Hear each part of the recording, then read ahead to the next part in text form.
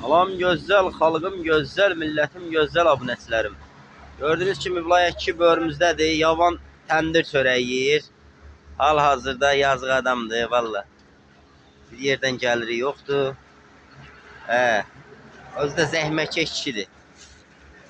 Yəni görüb keçməyin. Bəyənin, paylaşın, abunə olun. Vilayət 2-nin əsən sözü var. Nə deyə bilərsən?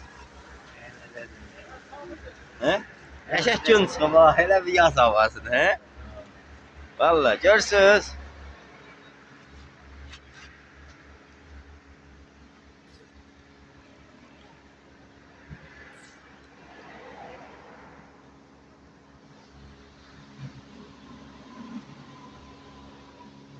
Əlli qəpli Moykan qabağında durur.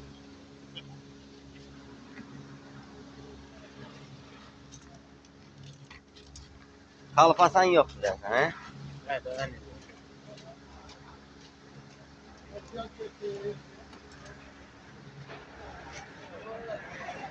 Beğenin, paylaşın, abone olun ki canlılarsan da video paylaşanda size bildirişler.